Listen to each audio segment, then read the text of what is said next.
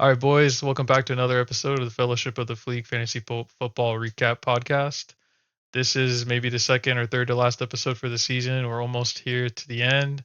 And joining with me this week, I have Chase. What's up? What's up, dude? Yeah, how's it going?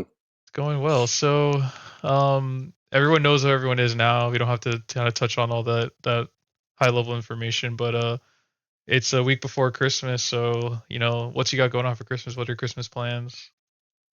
Yeah, so today was my last, or I guess tomorrow I have to work, and then after that I'm going up to Frisco until Friday, and then Friday I'm flying out to LA to spend some time with Cynthia for New Year's.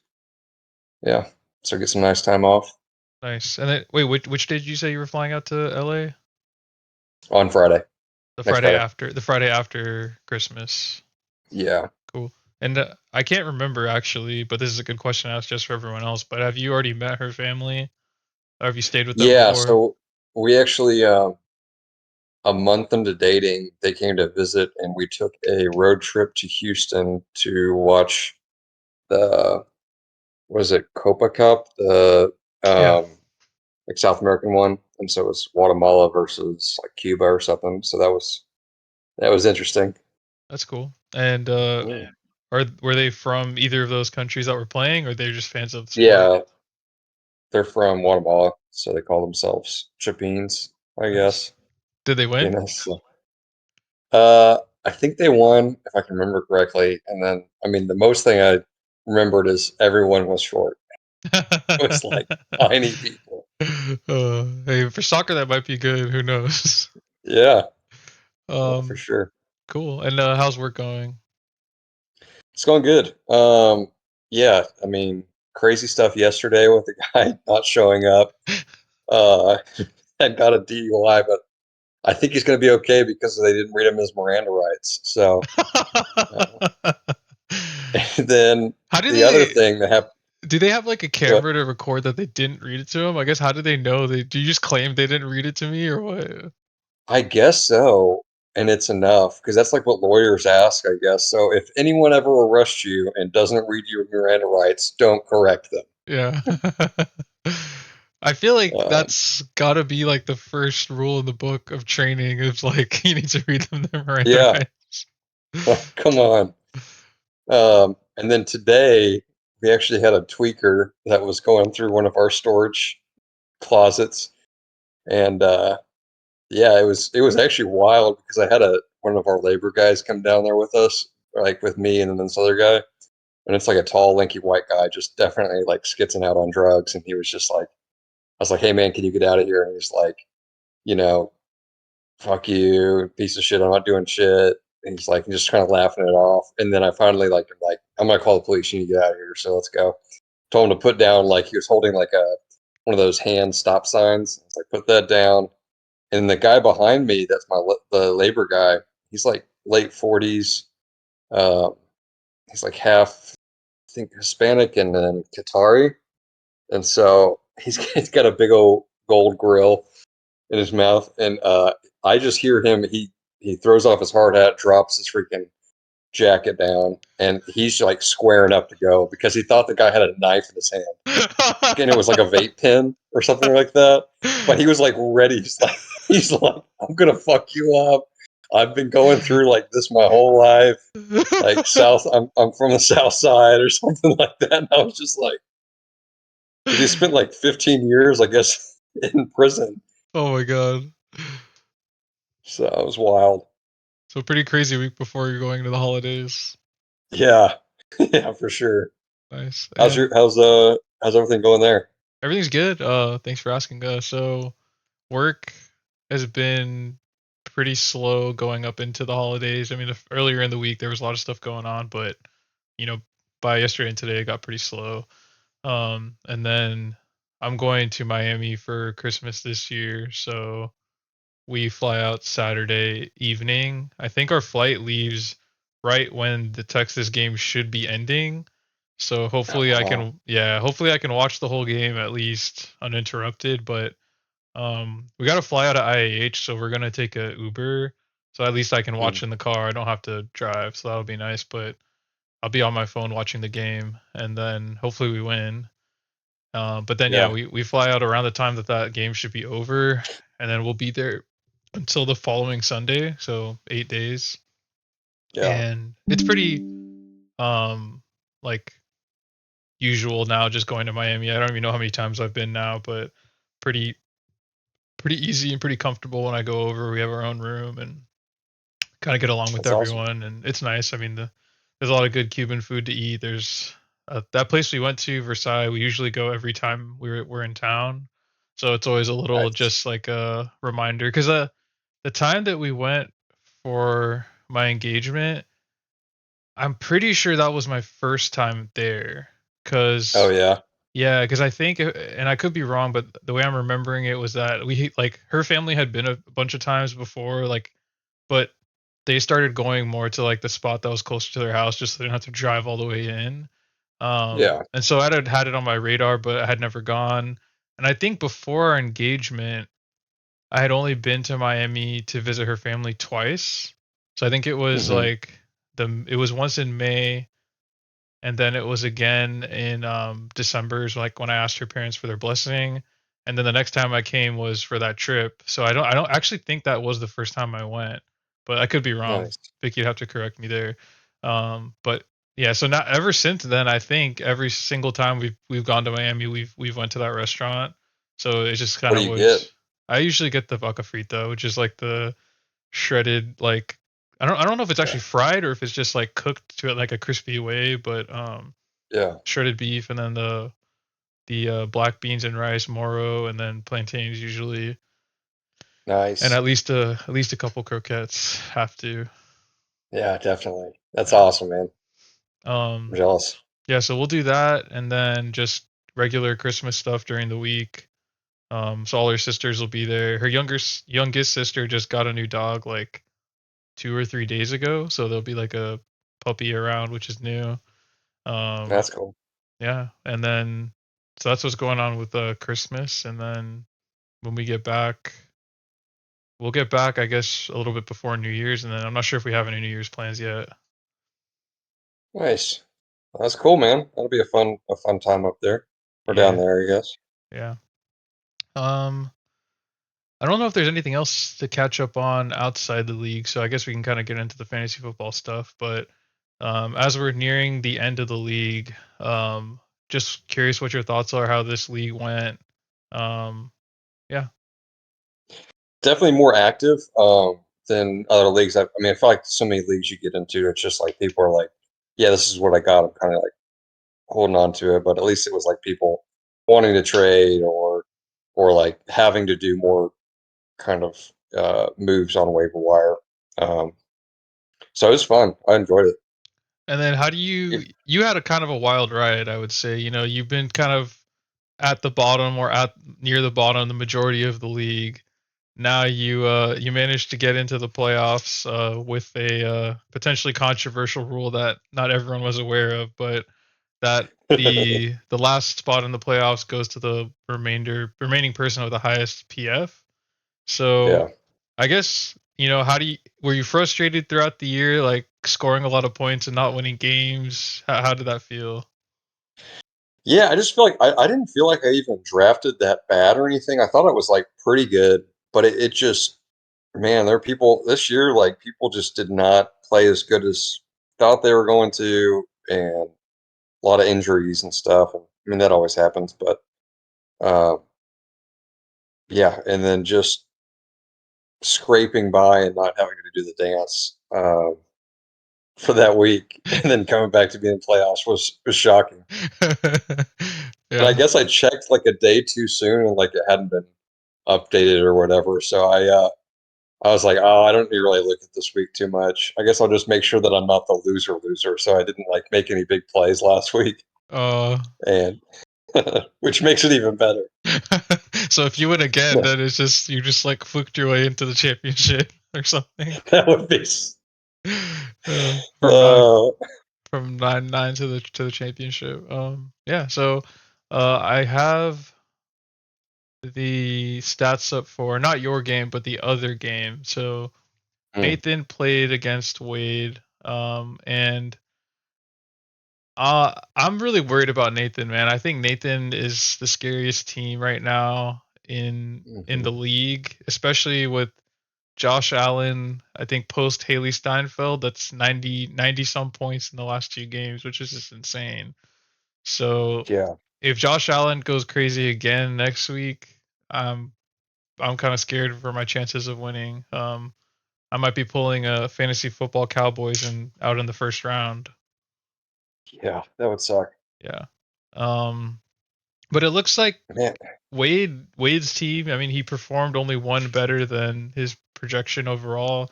One thing that sucks with the playoffs with sleeper is that it doesn't give you that like percent meter that it does like in the normal weeks on the weekly report. So I Mm. mean, unless I were to like manually go in and like figure out exactly which would it would be, like I can't tell you.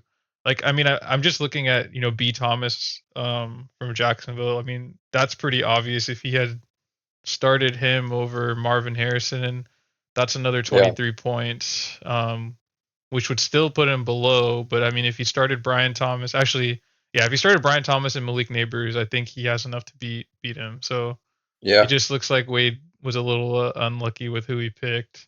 But that's kind of how fantasy goes. So it looks like Wade did have a chance, but just didn't pick the right lineup. And it looks like Nathan, yeah, there's no one on his bench that really performed very well. So it looks like he did pick the right players.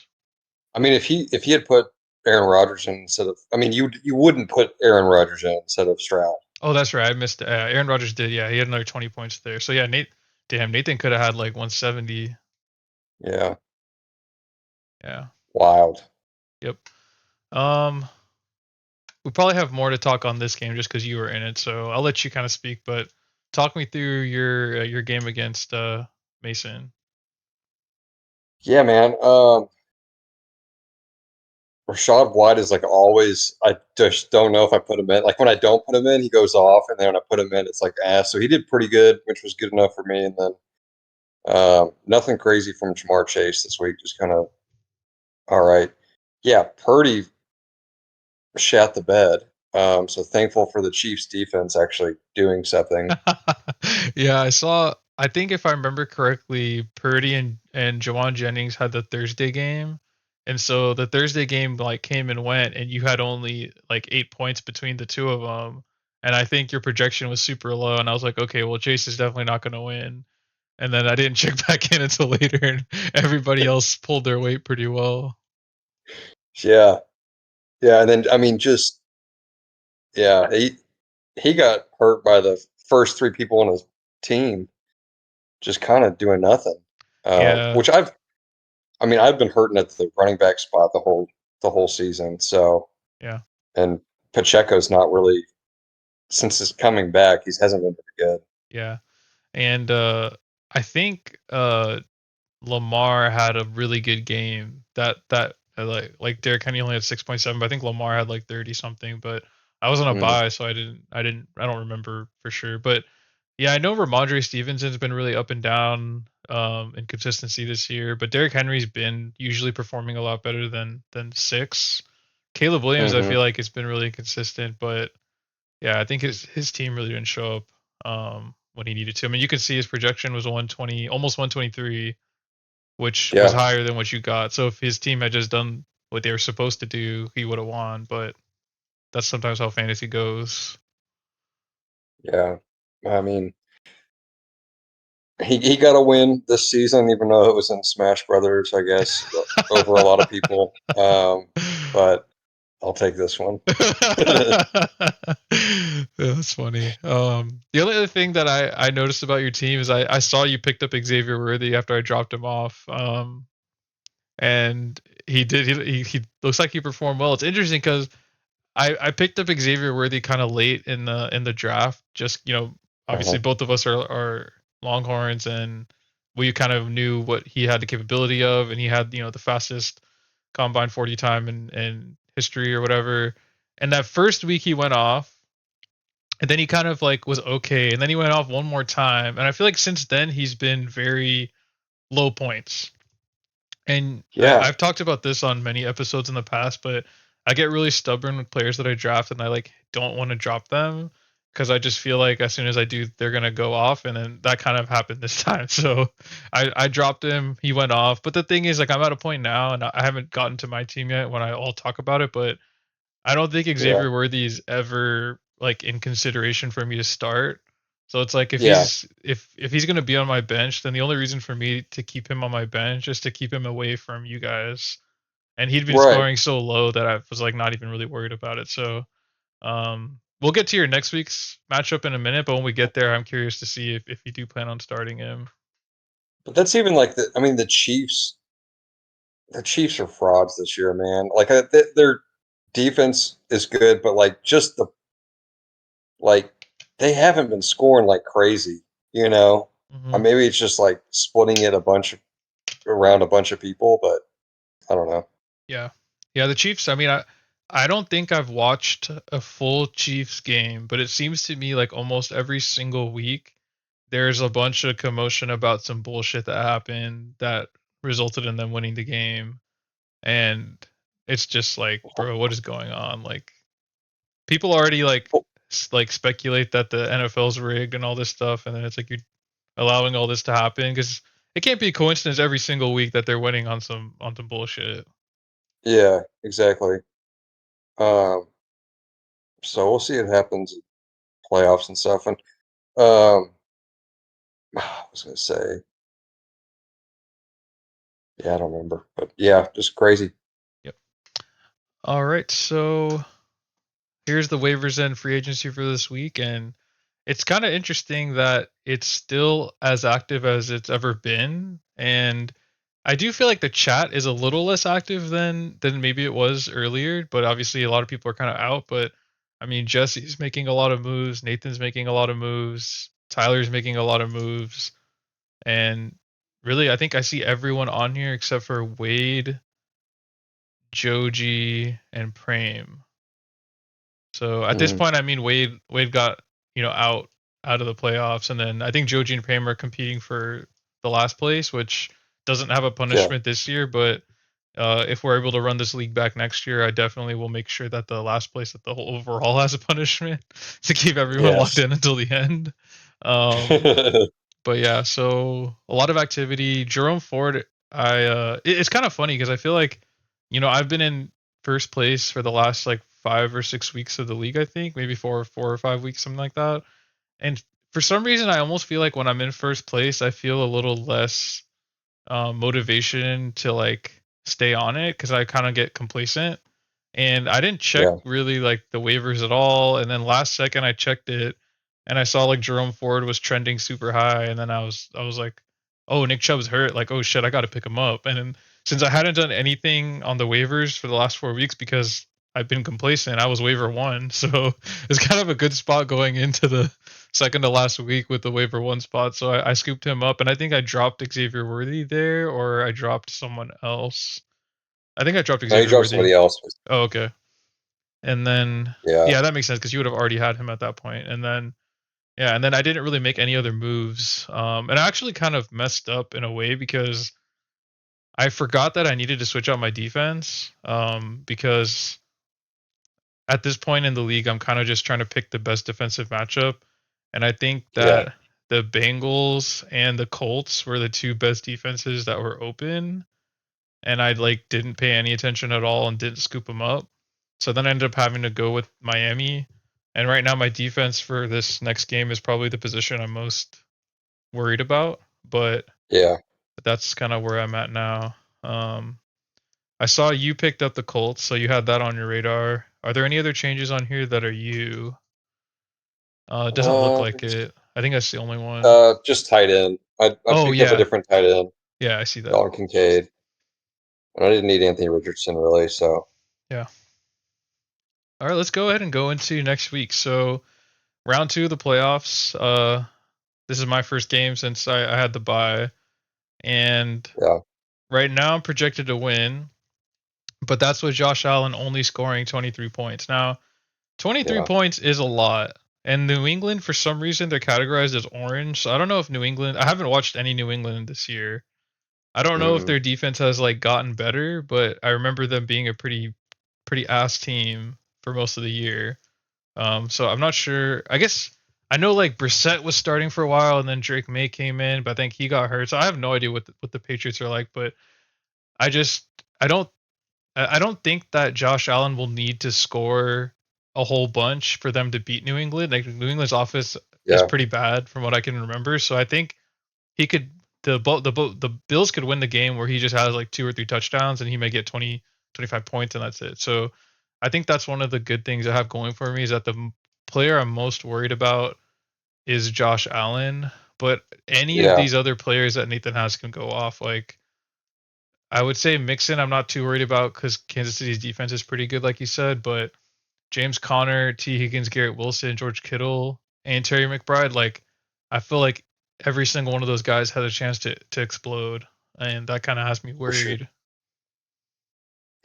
He's he's a formidable team. Yeah, Lions defense. I mean, who's Aaron Rodgers? Who are they playing the this week? Rams, The Rams. Okay. which the Rams are showing as light green, so I guess their defense has gotten worse this year. But I mean, I know they don't have Aaron Donald anymore, but I thought their defense was still pretty decent this season. Yeah. But I guess maybe it's not anymore. But it's weird because I was hearing like a lot of sports talk that people were talking about how bad Aaron Rodgers has been playing, but I guess last week he had 30 points, so I guess he played pretty well. Yeah, Um, that's it's wild. yeah, so I'm a little worried about my matchup with Nathan, and I was talking to Jesse about this when we were playing Marvel Rivals earlier, but I'm really unsure about my lineup right now because I feel like I'm in a spot where I have too many good options, and I'm just worried I picked the wrong one. And that feels worse Yeah. than like having, it's like if you have a player that shouldn't be good and you don't play them and then they perform well, it's like, well, what was I supposed to do? They're not supposed to be Yeah. performing well. But between my running backs, I have Barkley, Saquon Barkley, Josh Jacobs, Bucky Irving, and Jerome Ford. All four of them are great options right now. Like, I guess theoretically, Saquon might be technically the worst option according to Washington's defense being good, but like, I mean, he's a number one running back. He's not getting benched. Josh Jacobs has been Yeah. going crazy, and they're going against a bad New Orleans team. He's not getting benched. And then Bucky Irving, who it shows questionable on this, but I just got the notification that he's now listed as healthy, which I feel like on Friday is a really good sign that he's definitely going to be playing. If he's Yeah. healthy, the Dallas defense is so bad, like he's Dude. going to go off. And the thing is, Yeah. like, but the Bengals defense is also bad. So it's like I feel like all four of them should go off, but then like what if Jerome Ford goes for like 30 and then Bucky gets like Yeah. 15? It's like, I'm in a tough spot there. And then the other thing Jesse brought up is that since Jameis is getting benched, they're probably going to run the ball more. And with Nick Chubb out, I feel like, man, Yeah. it's like more and more I think about it, it's like I really want to put Jerome Ford in, but I'd have no one else that I could take out. And then the only other and then but then technically it's super flex, so I could not put two quarterbacks in, but then it's like Joe Burrow I feel like has to start. Like he's, even though Cleveland's defense is good, if Jameis is not playing, I feel like their offense is not going to be moving the ball, and so Yeah. I feel like the Bengals offense is going to go hard. Also, the Bengals are like still trying to make the playoffs, so they're really trying to win. And then Lamar is going against the Steelers, who are really bad. Or sorry, the Steelers that are really good defense. But like Lamar's was in the MVP race, and like he always performs well. So it's like I feel like Yeah. between my quarterbacks, like Lamar is the one I feel like would make the most sense to not start, but that still just doesn't make any sense to not start Lamar Jackson. So and I Yeah. and I didn't even mention Russell Wilson. I have Russell Wilson, who I feel like, actually no, because I forgot Pickens is out, so I don't think Russell Wilson's a good start regardless. But Baltimore's pass defense is really bad, so I feel like Yeah. if George Pickens was playing, then Russell Wilson would be a great start. So I mean, you can see I've been rambling for probably the last 5 minutes, and it's like I feel so unsure about my lineup. And right now I have Devontae Smith and Cooper Cup, which Devontae's he's not super consistent. Like there are times where he doesn't go off, but he's usually pretty good. Cooper Cup has been a little more inconsistent. Last week he had 0 points. So it's Yeah. like, do I like take him out because he did so bad last week, or maybe because he did so bad last week he's gonna have a bounce back week? It Yeah. It's it's like tough, man. overthinking, overanalyzing. Yeah, and it's like Um, between the receivers that I have, like Jerry Jeudy, has been going ham the last couple weeks. He's now ranked as a Mm, number 10 wide receiver in fantasy, and that's all basically because of the last like 4 weeks. But that's with Jameis Winston at the quarterback position. So I don't expect the guy who's starting for the Browns now to be slinging it like Jameis. So I don't think Jerry Jeudy makes sense. But Dubes, I feel like I don't know if it's Dubes or Dobbs, but I feel like he has a propensity to go off against that New Orleans team. And I know Green Bay is going to be trying to win that game because they're trying to get playoff seeding. And New Orleans, yeah, I think at this point, is probably just trying to get a better pick. So I don't think they're going to be trying to win that game. So, dude, I have no freaking idea what I'm doing, and I'm just going to hope for the best. yeah. I mean, you'd hate to change something and then it not be good, but Yeah. uh, who has golf? Do you know? Let's I go think look that up. Prame I think Prame has Goff. Man, he went off last week, Yeah. which is unfortunate. He's not in the race or anything like that, but Yeah, I'm hoping yeah, Prame has a better time next year. I mean, I didn't do the best job of planning the draft time out, and I had to pick a time where he was working, so he had to auto draft, and that sucked for him. I mean, I still think his team was a good team. It's just like Puka and yeah. CMC got hurt, and no one could have foreseen that, so he got kind of shafted I there. mean, But CMC is like, you know, it's multiple times been hurt, so yeah, it's like, yeah. Now at least we probably won't have that issue. But yeah. The really interesting thing is going into next year. Like, where is CMC's draft stock? Like, I can't imagine anyone drafting him earlier than the fourth round. yeah, And I don't even think I would. I mean, I think I'm not drafting him until the fifth or sixth at best. yeah, yeah. That's I think he's done. Yeah. But So I have your stats up here now.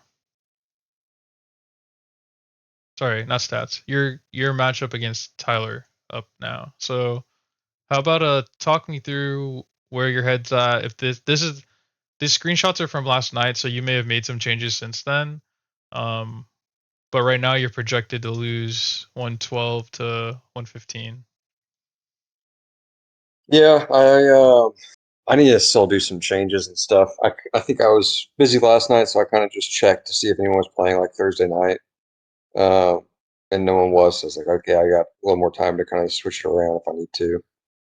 Um, How has Tony Pollard been this year? I mean, he'll play well like when he's on my bench, and then I'll put him in, and he's like just mediocre. So he's like that. And questionable. I'm like, eh. Pacheco, man, just like has not scored it very much at all. So, um, yeah, I mean, mainly just I needed to switch out the tight end. I don't know about. I need to see the matchups for my two quarterbacks. What is that? Baker, Tampa Bay. Purdy. Yeah, Um, I don't have any other ones because I dropped my other one for a tight end. But yeah, I was gonna. The only other one I was trying to do was get that Jerome Ford that you swooped in and grabbed. yeah, Um, but I don't know. We'll see. When they're this close, 112, 115, yeah, there's a lot of play in there, so we'll see. for sure.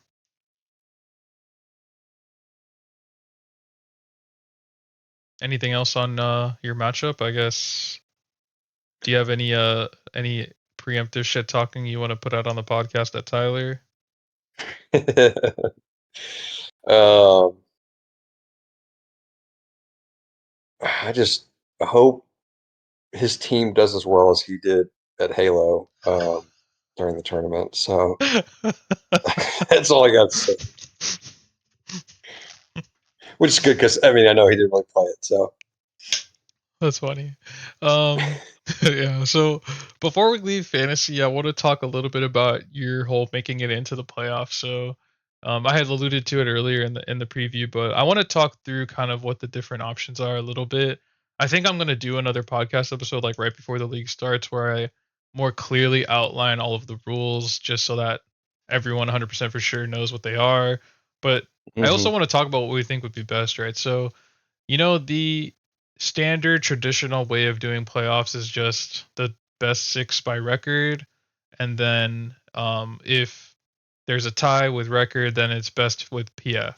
So that's like the standard way of doing things. If we had gone that route, Shin would have been in the playoffs, which is interesting because I think if Shin had, I can bring it up here actually, but if Shin had won, if Shin had gotten his playoff spot that he, maybe quote unquote should have had, then he would have beat Mason because Mason had 89. Yeah, so Shin would have beat Mason, and then Mason would be playing Tyler next week for the semifinals. That's kind of the more traditional way of doing it. And I guess obviously you may be a little biased going one way since that helped you get in, but what are your thoughts on the method of the way we did playoffs here? Do you feel like that's a good way, or you kind of think it's not? I mean, I'm biased. I think it is, but I think it's also good too because like you can really score like pretty heavy all season and just play a lot of tough people, um, and just like lose out every single time. So I don't know. I enjoyed it. I think it kind of like the wild card kind of brings it in there, but um, either Yeah, way, I guess. yeah, yeah. Wild card does kind of feel a little bit like a good way to describe it, but I think one of the reasons I like it a lot is because I feel like it's another incentive to not give up what Yeah, based on what your record is, because if you're down there in the bottom but you're still performing every week and you're getting good points, and then you make somewhat of a push towards later of the season and you have a lot more points, then you can get that spot back. And so yeah, I feel like the more mechanisms there are to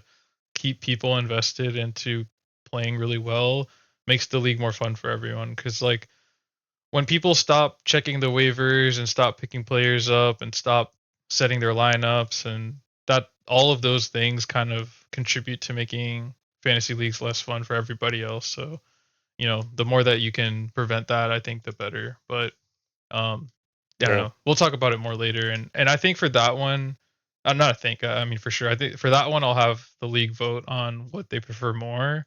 Because at the end of the day, I don't think it matters to me that much that we follow a certain playoff process. And your yeah. boy's not going to be fighting for a playoff spot anyways. I'll be in there, so I'm not going to have to worry about it.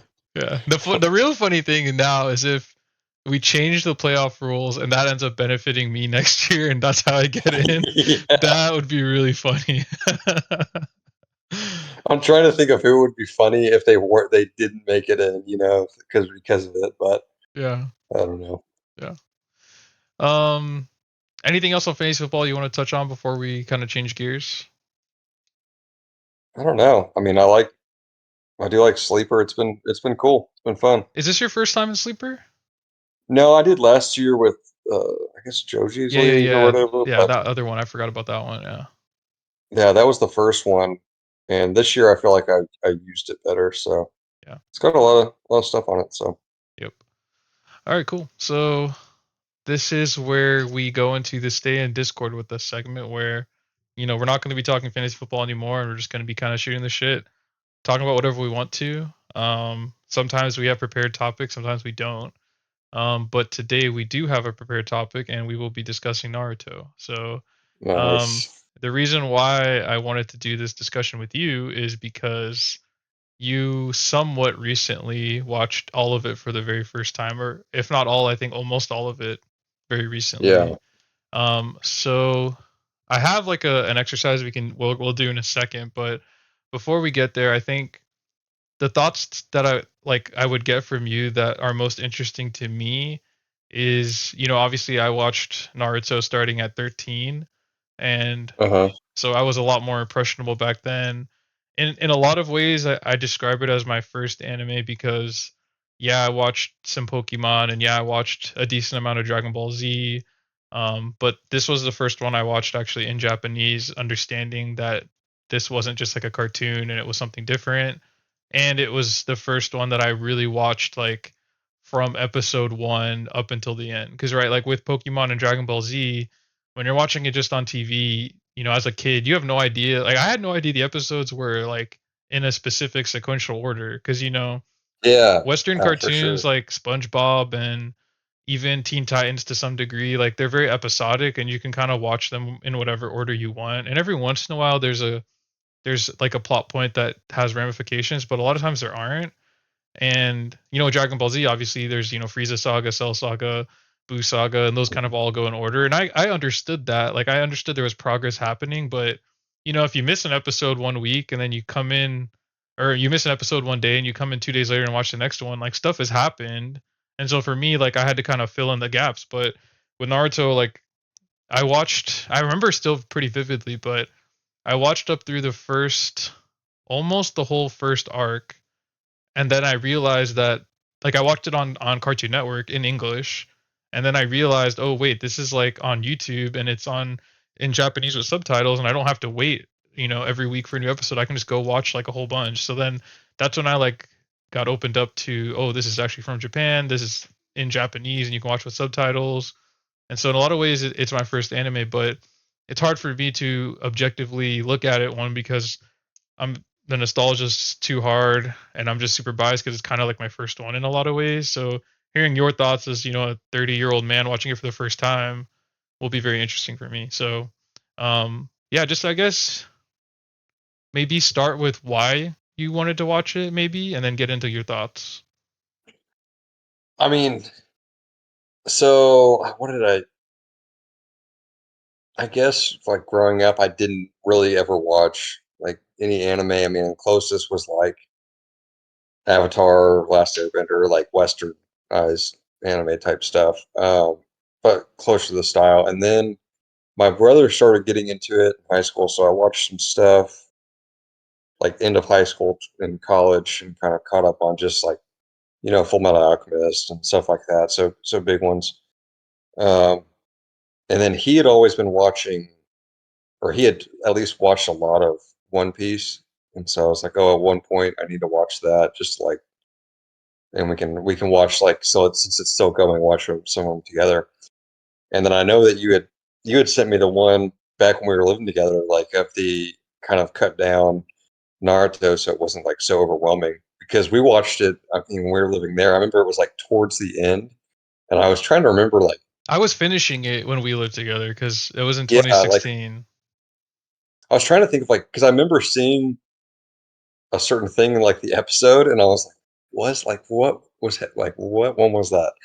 But yeah, so, and then I just happened to have catch up a lot on like One Piece, and um, ended up just being like, you know what, let me go in and watch Naruto because I'm coming up on this um, bachelor party. I just had time at lunch at work, so it's been good, man. It was awesome. And so, I really, but yeah, before that, good. so I want to talk about the version you watched because it's kind of interesting because it's like what kind of TV show requires all of these weird versions and all this stuff, right? So there's Yeah. like going off memory, I think there's like four ways to watch Naruto. There's you know the normal way, which is just you watch every single episode, right? And there's like Right. 600 to 700 episodes, and there's the pro of that is that you don't miss anything, but the con of Hmm. that is you're watching a lot of filler. So, Right. for those that aren't super familiar, filler is just when the anime makes their own storylines, which takes up time so that the manga can get more ahead. But usually those storylines are pretty bad. And um, with Naruto, it's notorious because there's a lot of it. So the second way is to just skip those episodes, and that can cut out, I think, like a good 40% of the total length of the whole thing, which at 700 episodes is quite a bit of time. Then this group of people, I'm not really sure if it was one guy or a bunch of people or whatnot, they manually edited down all of the episodes into movie length kind of episodes that are like hour and a half that perfectly match the manga. So there's absolutely no filler at all. Now the con with that is that you are missing out on some like character moments that were added in the anime that aren't in the manga. But then the Hmm. pro is it's super condensed. So that one you're cutting out like 50 to 60% of the whole thing, and you're really getting down to the nuts and bolts. And then you watched actually, before we get to yours, there's another version called the Ocean Cut, which I don't know why it's called that, but it's some guy that cut it down in a specific way. I think literally just so that he could convince his girlfriend to watch it with him. And that one is kind of weird, and there's a lot of controversy around it because that guy took a lot of, like, I'll say artistic liberty in what he chose to keep and what he chose to take out. And I don't have all of the knowledge, front and center, but I believe like certain filler he kept in that he liked, and then I think certain stuff that he didn't like he cut out. And I also want to say he rearranged the timeline a little bit in certain parts to like the way he wanted to present it. So there's a lot there that like me as a fan, like I wouldn't like recommend that version just to anyone. And then there's the version you watched, which I actually don't know much more about it than what you sent me, but it's called I think Gaiden, and I don't know what the logic around how they cut that one is. Yeah, so this is I was in like a Discord, like he has everything on Discord. That's how I found it. But it was someone had like set it through One Pace, and they're like, yeah, it's like Naruto version of it, and it's like rebuild of Naruto Mm, and basically re-edit, restructure, and overall enhancement. I mean yeah, that's subjective, but takes out filler, removes padding and fluff, like repetitive flashbacks and elongated shots and stuff like that. yeah. So it was similar to the other one where it had like all the episodes or whatever were like movie length long. Uh,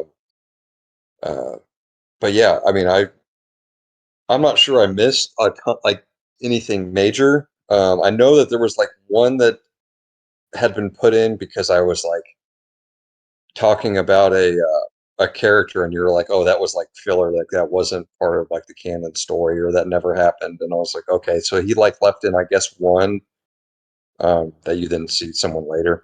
Yeah. But yeah, So that's like the funny thing is like why are there five different ways to watch a show? But I know. yeah, things can't be so simple and straightforward. But now, sorry to cut you off from earlier. So what are I guess your thoughts? I'm gonna ask you more in depth stuff for sure. But what are your thoughts in general? I mean, it's got to be top.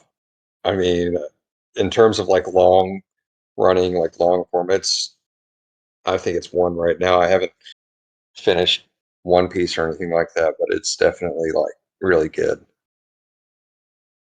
Well, obviously, I love to hear that because I'm a fanboy. Yeah. Uh, what do you feel like watching it as a 30-year-old man for the first time? Do you feel like if you were watching it as a teen, do you feel like it would have affected you, or you would have interpreted or had different feelings towards it? Or do you feel like you were just able to experience it as kind of a kid even though you're not? Yeah, I think probably without like what you were saying earlier about I wouldn't have necessarily got like, oh, episodic, like the a whole storyline through the whole thing that just keeps going. I would have maybe not picked up on that all the way, but like watching it in this form, I think now it like reminds me of watching certain stuff as a kid, and then also like different feelings as a kid and stuff like that. I mean, they want to pull your heartstrings. They're like, oh, here's a kid that like no one ever loved. Like they just beat the crap out of him. He just wants someone to love, and it's like it always gets you. But yeah, I think it was good. Yeah, I feel like that's one of the things where it is funny that you say that because that is pretty much almost every character's backstory in the thing. It's just like either nobody loved them or everyone that loved them died. So it's like Yeah, either one of the two. And I feel like it's so easy to relate to it in some ways because, as a kid, everyone's kind of gone through something hard or felt alone. I'm not going to say like, oh, I didn't have love when I was a kid. I was very loved, but a lot of it has to do with just like, feeling like you don't fit in or feeling like you're not good enough. And those are things that hmm you can relate to no matter what. So even though it's in this fictional world, like you can kind of get behind those characters very easily. Um yeah. how do you feel about the soundtrack? I mean, it's now every time I hear the songs, I'm just like, oh man, let's go. I mean, especially like Payne's theme. I mean, that Yeah. one's. that one's great. Uh, yeah, just ready for like a fight scene and stuff. Like, I mean, it was the same as like One Piece, where it's like, like it's them walking up ready to start the fights, and you're like, oh, this is about to get good. Yeah.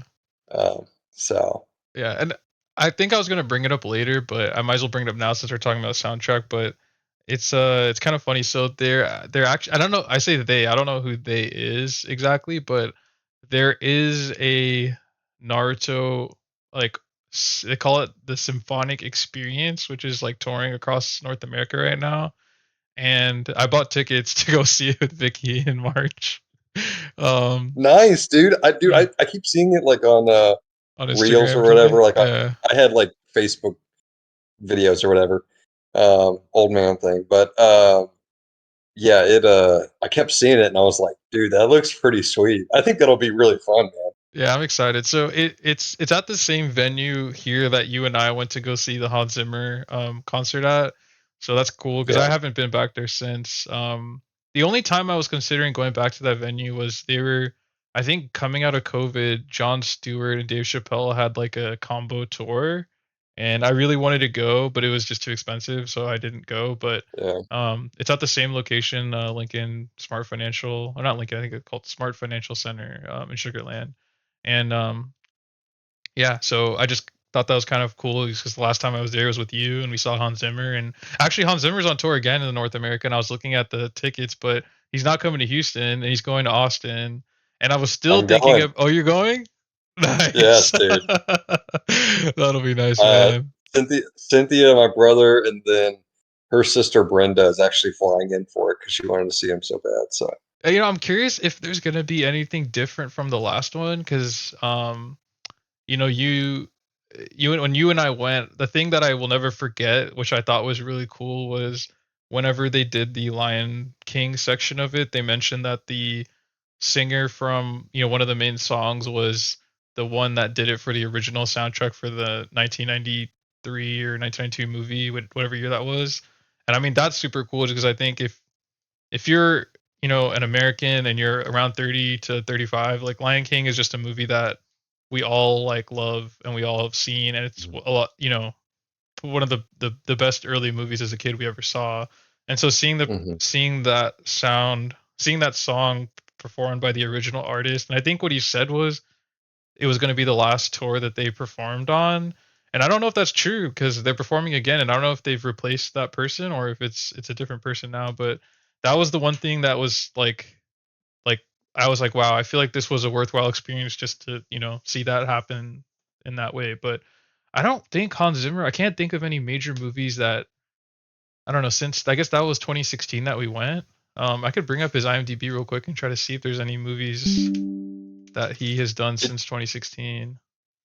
this is sidetrack, but are you going to see that War of the Rohirrim, Lord of the Rings one, anime Yeah, style? yeah. I texted me. I think me, Nathan, and Mason are gonna try and go, but we haven't just figured out a time yet. And now I'm gonna be gone to Miami for a week, so if it's not in theaters when Yeah. we get back, then I don't know. So actually, it looks like he's done quite a bit since then. But the only thing that I can really like sticking out to me is Dune. So I guess he did Dune Part One and Part Two.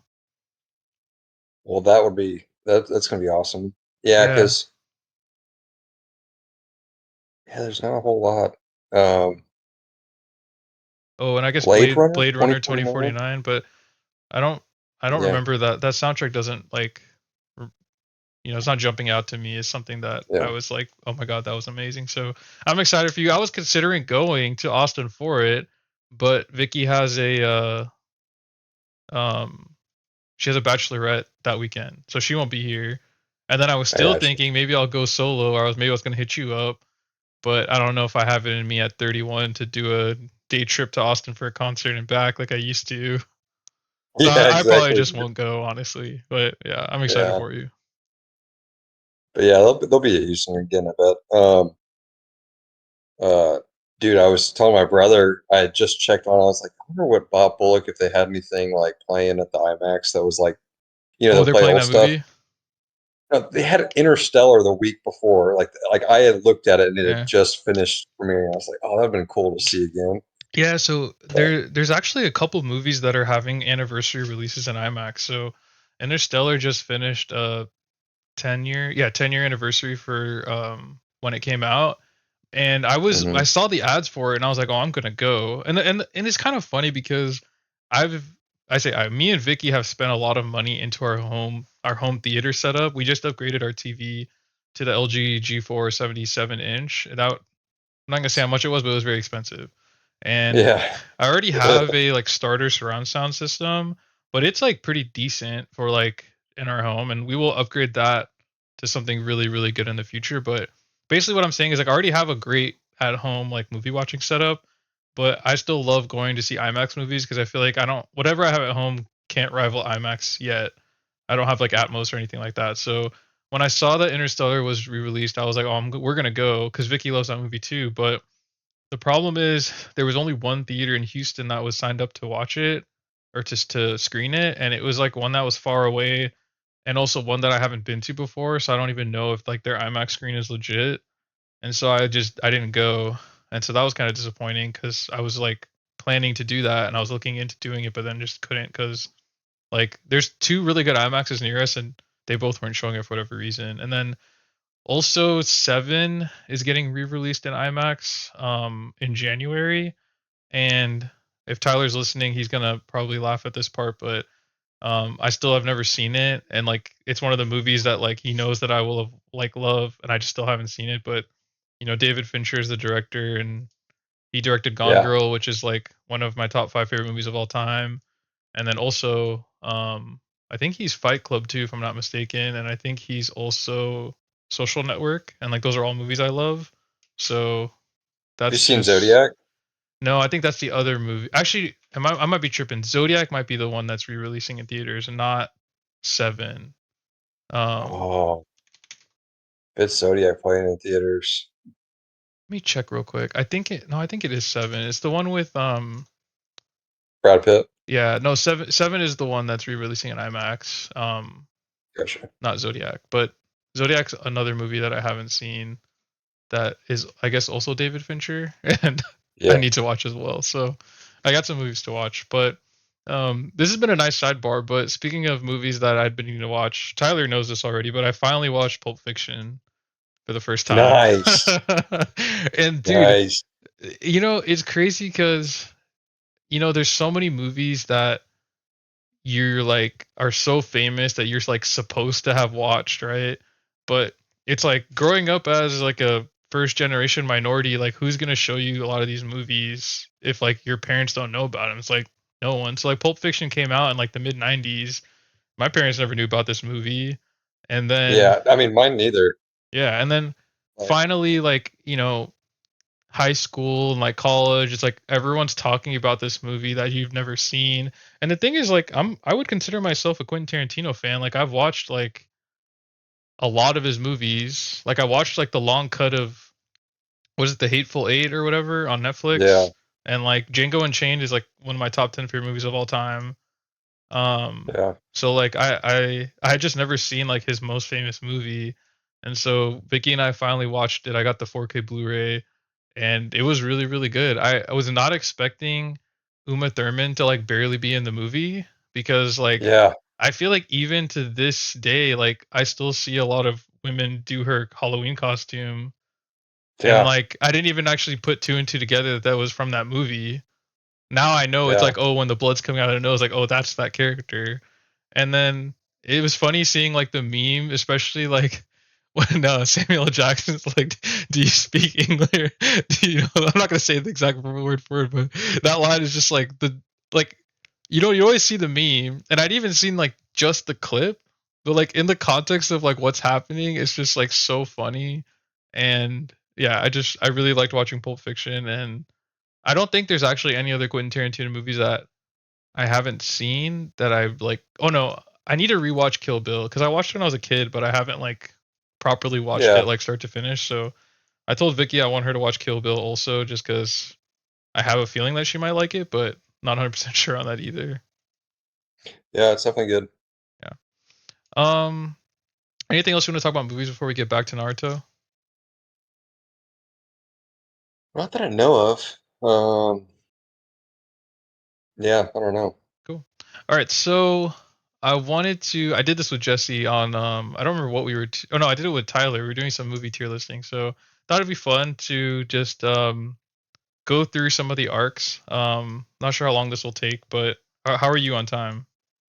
I'm still doing good. Okay, Yeah. cool. So what I'd like to do is just go through the OG and Shippuden arcs. So that kind of starts from Land of Waves up until this one. And what we're gonna do is, and I don't know, this is just an arbitrary grading scale that they gave it. So what I'd like to do is have you kind of put these where you feel like they go, and maybe comment a little bit about the arc and what you really liked about it, what you didn't, and then maybe also comparing them to each other, kind of. Uh, yeah, I may have to get a. You may have to read them out to me I'll because read them I. out to you. Yeah, yeah, yeah. I'll read them out to you Okay. because it's small, and also if there are like I remember in pretty good detail a lot of the stuff that happens in most of these, so I can also fill in the gaps if there's stuff you don't remember. But the first arc is Land of Waves, which starts from the very beginning. So it's basically like the introduction to the whole series up through when they fight Zabuza and Haku, which is like the Mm-hmm. the girl that can like go into the ice mirrors, and then that's the first time that you see Naruto like do anything with the nine tails inside of him. Whenever Wasn't it like a guy? it, It's a guy that goes home. it's a guy that's dressed as a girl. You're right. Yeah. Yeah. I um, I I would think he probably put. identifies as a girl though, so I think I'm being political Well, correct. I had read something that apparently like he was going to write it as a girl, but then he didn't want it to be like pedophilic. I guess like he didn't want like the assumption that there was something weird going on between them. Like Oh, yeah, because they have like more of like a parental relationship. yeah, Yeah, yeah. And so uh probably B. Like I thought it was like it's good, but it's like I had trouble the first time I tried to watch through Naruto. I was kind of like yeah, it was slow going.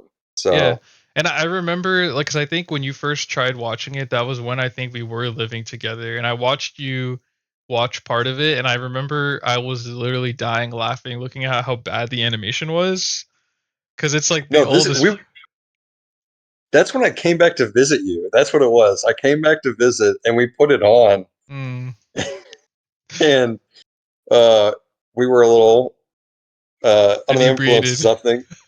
Yeah, and I remember that because you're just like this looks like trash. And I was like it's like I've been enjoying it. I don't know what you're talking about, That's but I funny. hadn't seen the rest.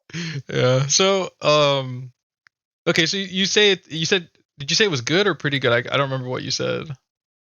Like Or all right. it's pretty good. It's like I mean it's memorable in terms of them, but I feel like there's so much more that's better. Yeah. Um, Yeah. Um. Yeah. And I don't disagree with you there. I'd say. I don't want to analyze each arc like super super long, but there's a lot we. Oh, I need to switch this back to the screen. Sorry. Okay. So what do you think about Zabuza as a villain? I mean, he's the first. I guess he's technically not the first villain because of the very first like episode. There's like the guy who steals the scroll from yeah. Naruto, but like I don't think we need to count him. You know, he was just like a one episode villain. But um, Zabuza is like the first main antagonist. Like, what do you remember about him? What do you think about him in general?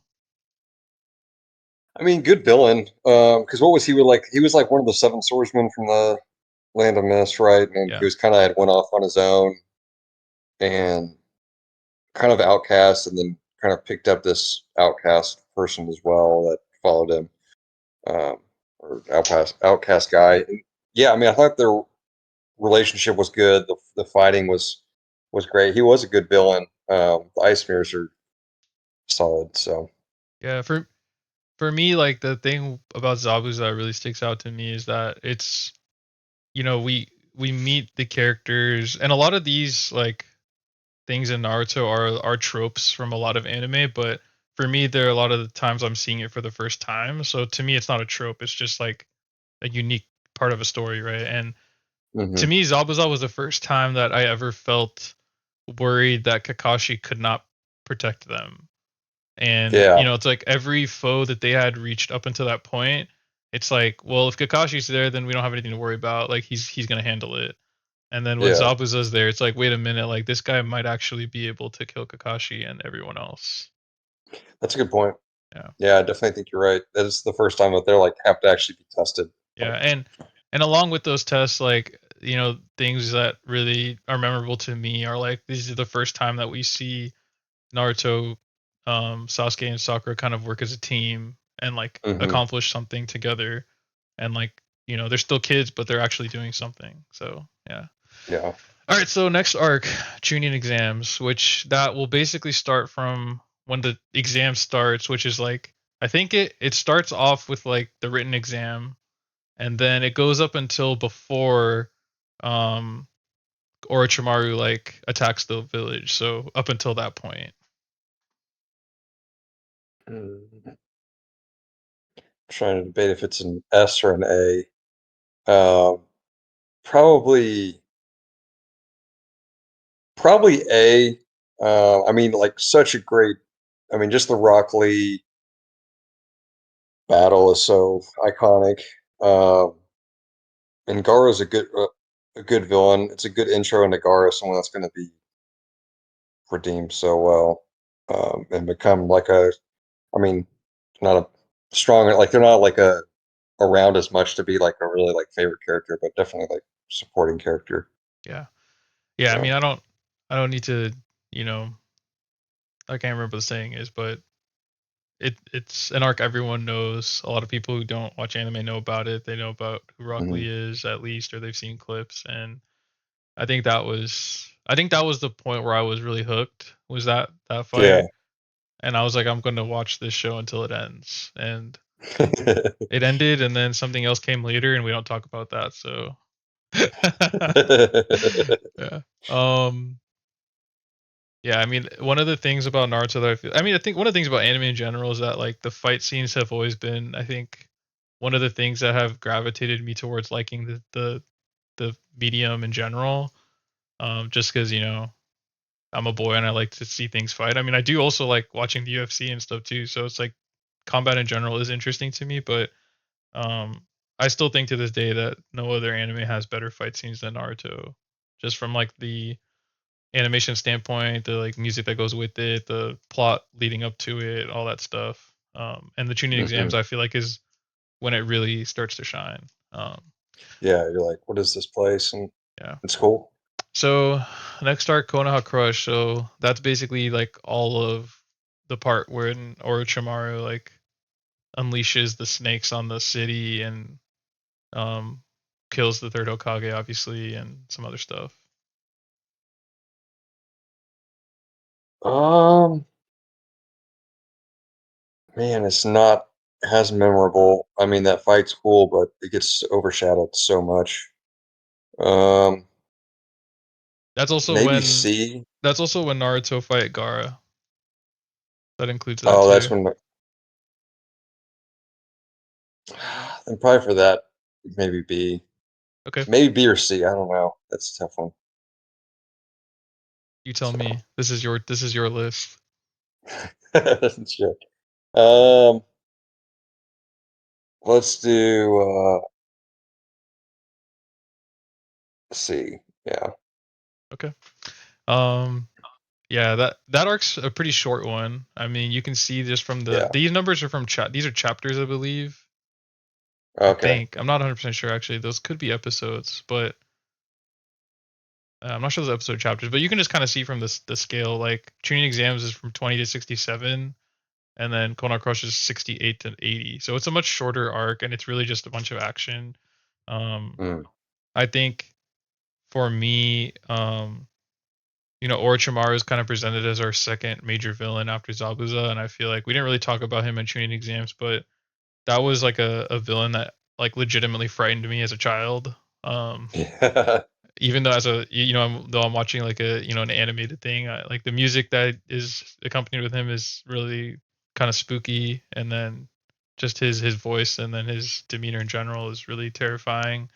But the fight with Naruto and Gaara, I think was I don't think it's as talked about as it really should be because I feel like it's a really great fight from like an emotional standpoint and just the animation and the hmm music and everything in general too. And I feel like it like go like just what they did with Gaara's character from like bringing him in as like a Yeah. monster and then showing him and us that like we're seeing Naruto's like I mean in a way like his emotional intelligence like seeing that like him and I like we could have he could have ended up like me and I could have ended up like him just if our circumstances were different and him kind of acknowledging that and acknowledging him because of it too, which is cool. All right, so the next one is Search for Tsunade. I think that one pretty describes the arc pretty well. I don't need to explain that one. Hmm. So that's the first time we meet Itachi, right? Oh, that's a good Kind point. of. I think it is. Yeah, I think it is the I first time mean, we meet not that it was Itachi. like super, but No, it it like is. opens up. Yeah, Yeah, you open up what's going to happen. yeah.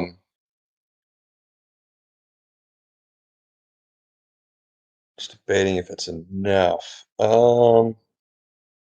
Let's see.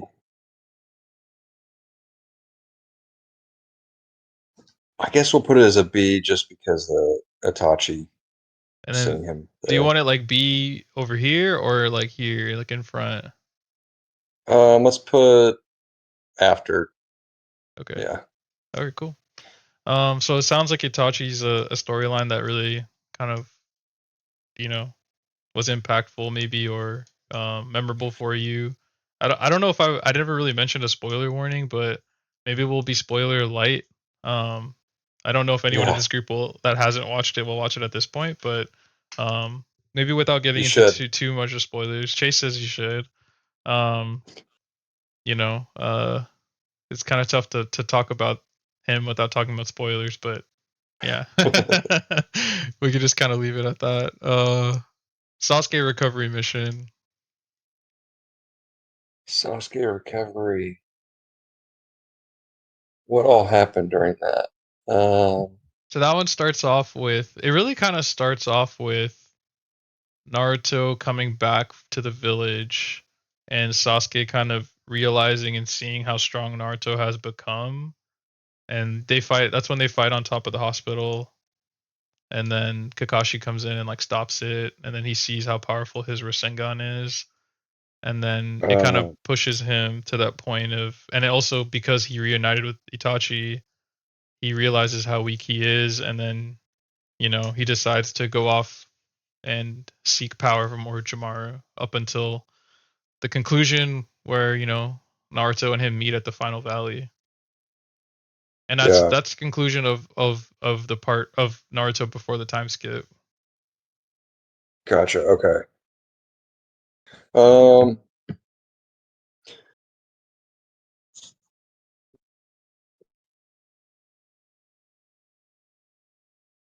let's put it at C2. Put it where? C. Let's put it before the other one though. Okay, right there. Before the other one, yeah. Okay. Um so that's actually where Vicky and I are right now. We're like Oh, almost nice. halfway through that arc. We're at the part she's already seen Choji fight that like bigger dude, and then we finished Neji versus the spider guy, and so that's like almost halfway through right there. That's where we're at. Um, Gotcha. what about that arc kind of stood out to you? Um, I think honestly, like, so there's definitely parts, and like I appreciate them now too. But I was kind of looking forward to like, okay, I want to see when he's a little older because he's like slightly irritating because it's like you're still like it's like very kid show, you know. Yeah, Even though it's getting more serious, but like just like his attitude and stuff. And so I was looking forward to that after it. But um, yeah, I mean, Sasuke kind of like I don't know. I was always just like, man, why'd you freaking leave? Just don't leave, dude. yeah. I mean, I don't. I guess he didn't think that Kakashi could train him hard enough. Yeah, goes to Um, the freaking creepiest dude, yeah, which I do like uh, Orochimaru because he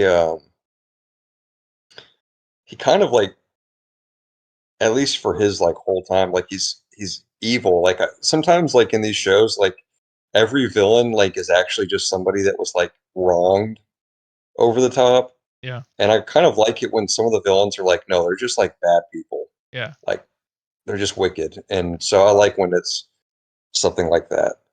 And I think you brought up a great point actually, and I think a lot of Naruto's villains are more so the ones that are just like misunderstood or they were wronged in some Hmm. way. And Orochimaru is actually one of the few that is just straight up evil. Yeah. It's you don't have to root for him, and but he's a great villain. Um, And that's like real life too, though. You know, it's like there are people that are actually like they're kind of unredeemable in terms of like they are evil. yeah. And so, yeah. But what's the next one? Before we get there, the only thing I want to say is that for me, that was to me it was kind of a twist. Like the ending, I'm not gonna spoil the end of the arc, but the end of the arc is kind of to me feel like a twist because in any and I feel like in a lot of Western shows and in shows in general, like they always want to leave the reader with a happy ending, Yeah. and that was not a happy ending, and I was like not expecting that to happen. So when it played out the way it did, I was like shocked, and Yeah. I didn't I didn't at that point I didn't know like the story was going to continue. I thought that was the end. And I was like, "Are you Yeah. kidding me? Like there's so much left." And that's when I watched like a 3 or 4 years worth of filler before the time skip happened. And then I was like, "Oh, whoa, this is so cool." Yeah, so yeah, so to me that was like the most impactful moment for a long time because there was years of filler afterward. And That makes sense. yeah, but I mean I think that fight in some ways is even better than Gara and Rock Lee just because of the emotions kind of going into it and behind it and the Mhm. hype. Yeah, so then there's a time skip, and then we have Kazekage rescue mission. So that covers Gara getting beat by Datara, which if you're listening, that's the character that you were assigned during the bachelor party. So um, shout out to your character over there, but he gets beat by him and while saving the Sand Village, and then they have to go save him. And then that's when like Yeah. Sakura and like the Granny Chio fight with the puppets and all that. Oh, that was pretty good. Man, that was a good that was a pretty good fight. Like all that. And that was kind of like Akatsuki, like Yeah, the introduction to Akatsuki kind them. of like in her Yeah. introduction. Yep. So I'm gonna have to put that like probably an A. Um, First or second. let's go first. Wow. Okay. Interesting. And maybe it's just because I watched it more recently. I don't know. But so much of it, like I didn't even really watch it in like arcs. I'm like, okay, I'm just on to the next one, on to Yeah. the next one. Like I'm not Yeah. gonna wait. So, Yeah. um, I don't have a lot to really add there. I'll say that's probably the early Shippuden is probably the era of the story I'm least familiar with off the top of my head, just because mhm. at any point in time when I would go back and rewatch sections, it was just a section I rewatched the least. Like I probably only watched like these next few arcs that we cover, or next three, are probably arcs that I've only ever watched once. So Oh wow, I'm pretty fuzzy on those parts. But all the other ones, like I've rewatched either all of it or parts of it many times. So I don't have much to add there. The next one is Tenchi Bridge Reconnaissance Mission, which that one again I'm really hazy on, but that's the one that covers part of like that weird like when you're not sure if Kabuto is like serving Orochimaru or Sasori, and he's like a double triple agent situation, and then Sai comes in to fill in for Sasuke, and then I think that's when mm. Naruto goes four tails and fights Orochimaru as well. Oh yeah. Yeah, I think that's all that part. I mean, probably a C for me, just because it's like Sai's not super like nothing crazy, like super fan of his, and then even like Hiboto, well, I'm not even like a huge fan of that character as much either. But yeah, we'll put that one probably at the end of C. Cool. All right, Katsuki suppression mission. So, I think that one covers all of like whatever happens after, which I'm kind of fuzzy on, and I think it ends with Shikamaru fighting Hidan, like the guy who like if he gets your blood, like he can like kill you Oh, essentially. And then I think Kakashi and Naruto are fighting Kakuzu, and then that's when I think Naruto learns his Rasen Shuriken. yeah. Um, what's his name? Is it Azuma? That's the character, right? That's The who? teacher for the teacher for Shikamaru Asuma. Yeah, and yeah, yeah, Asuma. also Asuma. Yeah. Yeah. I would put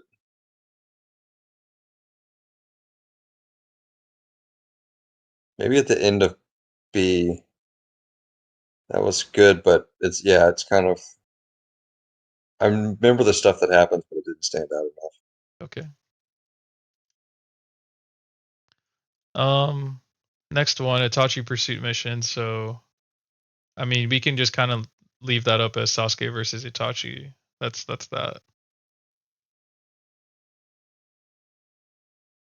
Uh, Oh, actually, wait, I could be oh, wrong. Oh, no, I could be wrong. That's Fated Battle Between Brothers. I'm not sure what Itachi Pursuit Mission is in reference. If there's Fated Battle Between Brothers also on here.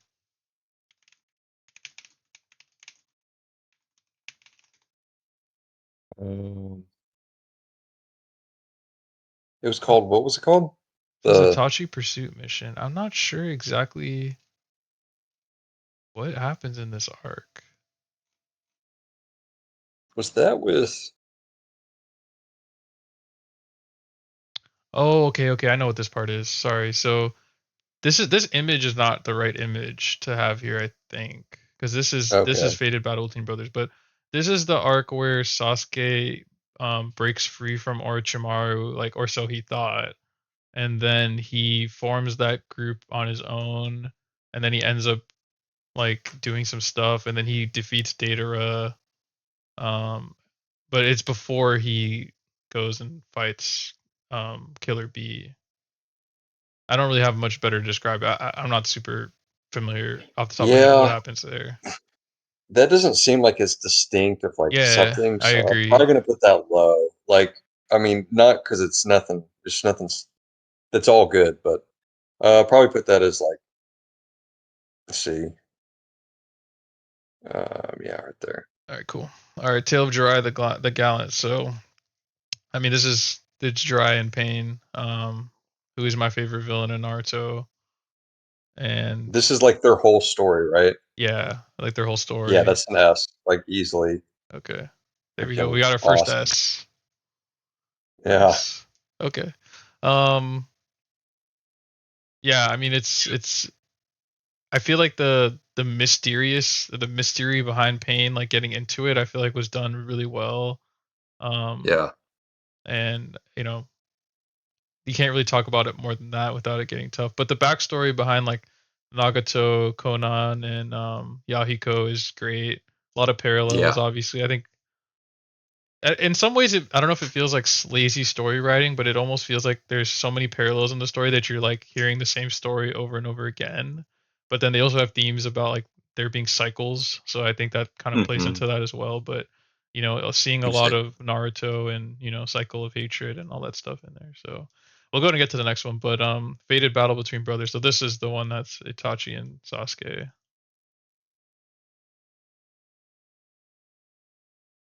That might be up there too at the top. I think if I'm thinking of what happens in that one, um, let me see.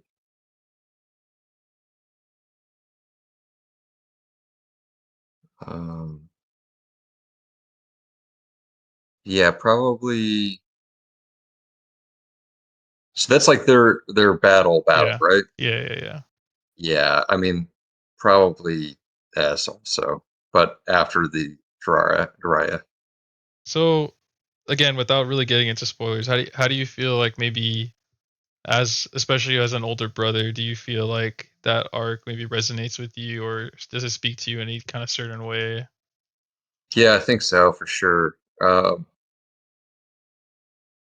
Yeah, I mean, I think it because you do stuff for your brothers and stuff like that that they don't necessarily always know and think of, and but you're doing it for them, So yeah, that's the payoff on that story is fantastic. Yeah. Like by the very end, it's freaking awesome. Did you cry? I don't know if I cried, but I was like, dang, dude, like that hitting hard. Nice, that's funny. It's funny because on watching it through the first time as a teen, I don't think I cried really for any of these arcs at all. Yeah. Maybe Fated Battle was maybe the first time, but rewatching it as an adult, I cry like almost every arc. I've cried at least at one part, and then me and Vicky will be watching, and then like she'll just randomly like look at me because she'll think that I might be crying and I won't be. And then the times where like she doesn't check, like I'll just be like bawling quietly, and then she'll look at me and then she'll start laughing, and it's always very funny. But she's cried parts too. She's cried more than once No, through I Naruto already. I think that is like anytime it's like a kid something that it's showing, and you're just like, man, because you can just imagine being like not even that anything like That bad just happened the to you. feelings you have as a kid, Yeah. right? Yep. Yeah, Yeah, it's a very emotional story. for Um, sure. and I think a lot of people don't know that because it just gets a rap of being like a dumb boy show, but it's surprisingly emotional. You Um, just remember those kids in high school, or not high school, but like middle school that ran with their hands behind their yeah, backs and arms around. yeah. All right, so Payne's Assault is next. I mean, that's like the whole rest of the story with Pain, right? Yeah. Yeah. I mean, dude, that's gonna be. I think that has to be S too. All right, where in S would you be putting it?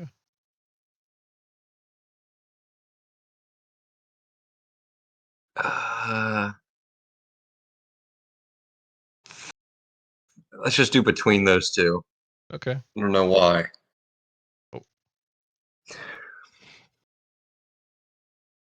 but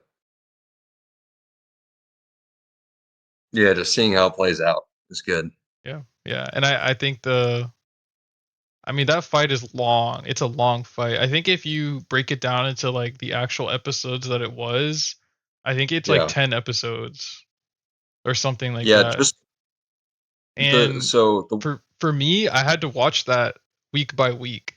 So I was oh watching my it for like a month to like 1 to 2 months. I was watching it just to get the conclusion of that, and it was the build up, the suspense, the payoff was just amazing. so for the art like the way I watched it, Yeah. it was 5.5 hours cut down. I'm sure Yeah, it was long. significantly. Yeah, it was long. Yeah, I mean That's crazy. 5.5 hours. That's if you multiply that by three for episodes, like 3 to an hour. That's 15 episodes. So Wow. yeah, and that's. But honestly, I wouldn't be surprised if not much at all was cut out because that part going off my memory, there was not really a lot that was fluff. Like it gets kind of down to it. So I wouldn't be surprised if it Mhm. really was like 15 episodes actually. All right, so next we have Five Kage Summit, which actually before we get there, so this is to me this is where like the biggest like shift in the show really happens because I feel like there's a lot of resolution that we get in the storyline up until this point, and then I feel like Kishimoto just kind of went into a different phase for the to finish it out, and there's a lot of things I didn't really love about this next era, but there's still some really good stuff Mhm. too.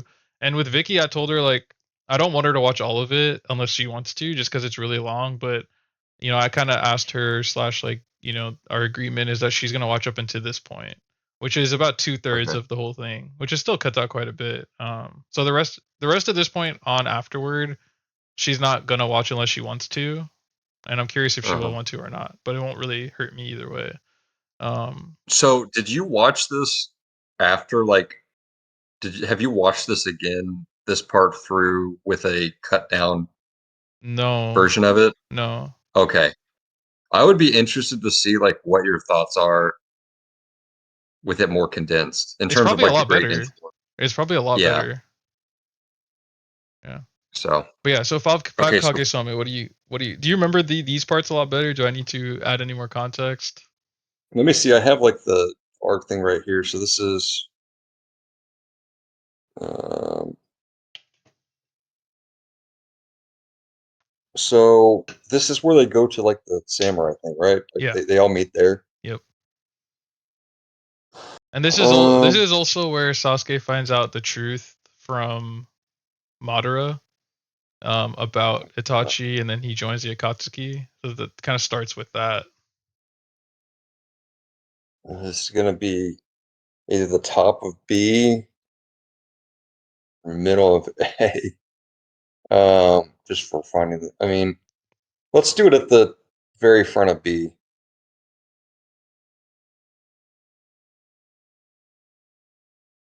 Okay. Nice. Um, yeah, just like getting to see all the Kage stuff is cool, and then the very like just more of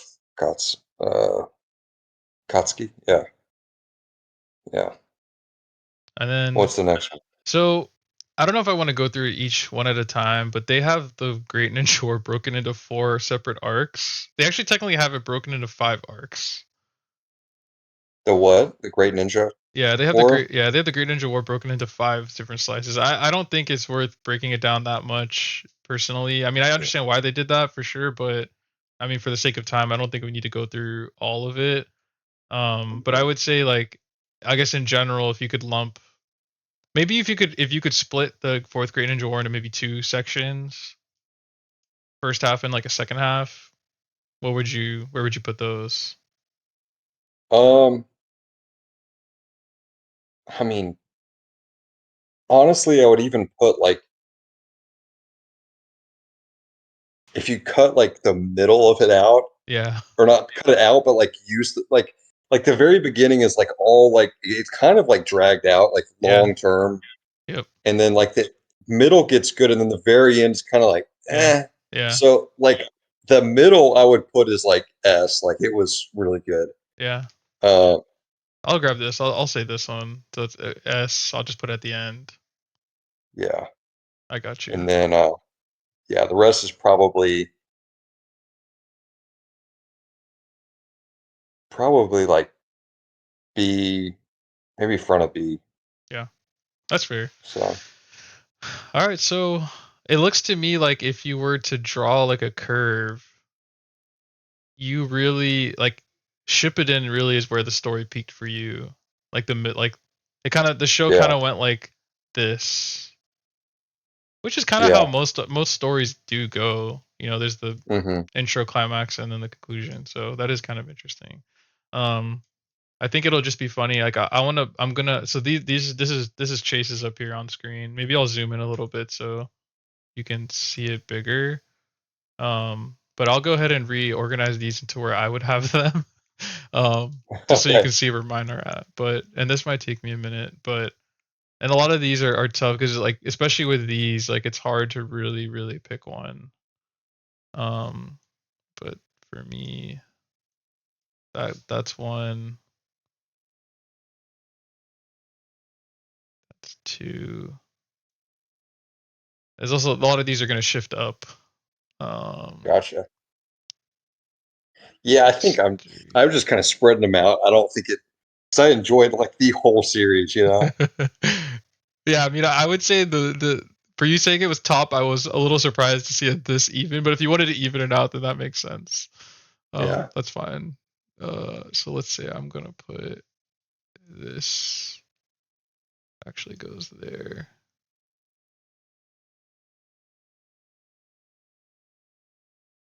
I think those are all the S's.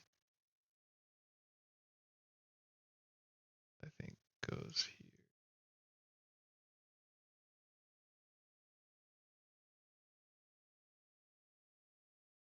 That goes there.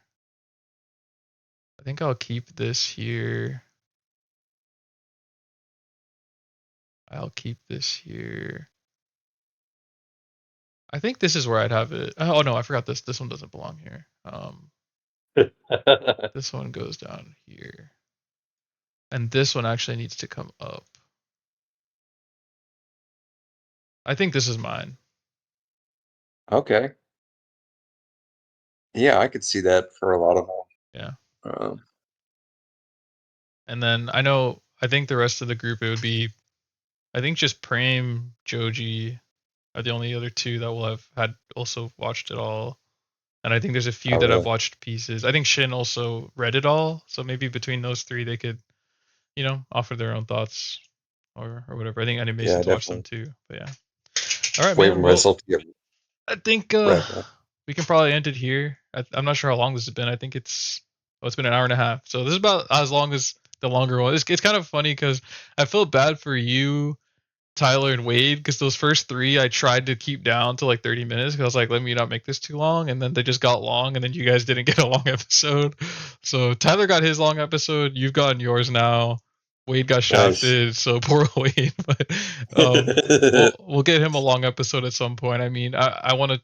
I think whenever the new Superman movie comes out, like I'm definitely gonna want to talk to him and get his thoughts on that, just because Wade's always probably been my closest like superhero, like into superhero friend that I have. So I Nice. purposefully have stayed away from watching the teaser because I want to watch the movie without any outside bias coming in, and it's Yeah, hard you to got. avoid it because I've heard a lot of good and bad things about it. So that kind of is nice because I like when that happens because to me that balances out. So now I can just have my own opinion. But like I don't want to see the Rotten Tomatoes. I don't want to see anything. I just want to watch the movie because I am really excited for the James Gunn interpretation of Superman. I loved Man of Yeah, Steel. I thought I was going to cut the episode, but now we can talk about maybe Superman just a tiny bit. But I loved Man of Steel. I think Henry Cavill is probably the best person to play Superman, but I don't think that script was the best version of Superman in my opinion. I remember like having this thought myself and also just hearing it around everyone else echoing it as well, but they made Superman too dark in that world. yeah, And I know he wanted the whole world to be dark, but I feel like that's where Superman is supposed to contrast is that he's the light. And I don't think he was really the light enough in that can we movie. talk about Henry Cavill getting shafted in like so many things, like big Yeah. names here, like Yeah. The Witcher? They just freaking. It's like, Yeah. bro, You from know, the stories. I'm kind of glad I never watched season 2 because he did season 1 and 2, right? And then he got shafted. Is there one, two, or it may have been three, but by then it was like, no, it's probably two, and he just like I think it didn't. was just 2 that he did, and I loved season 1. I never played Yeah, through the games fully, but like I knew it was a world that I would like, and season 1 was yeah, great. And then I just got busy when season 2 came out. I never got around to it. And then by the time yeah, I never did get around to it, and then I saw the drama that came out whenever he got you know, shafted there. So I'm kind of glad I never watched it because I just got less invested in Witcher overall. yeah. I think in terms of Superman, though, I agree with you. I think they made it too dark for him. Like it's more of an upbeat, Yeah. like just more fun Yeah. kind of stuff. So And the few images that I've seen like inadvertently kind of make me feel like that's where they're going with it. Um, so I'm excited for it, but I do think, yeah, I do yeah. need to go. I think Honey hasn't eaten yet. I need to go feed her. So, All right, man. Well, it's been all fun. right, it's been fun, dude. Looking forward to. I don't know when I'll see you next, but looking forward to the next time I see you. And Yeah, good luck in your fantasy game. I hope your team plays great. I'll see you in the championship. All right. See you, Merry man. Christmas and Happy New Year, buddy. Merry Christmas, Happy New Year.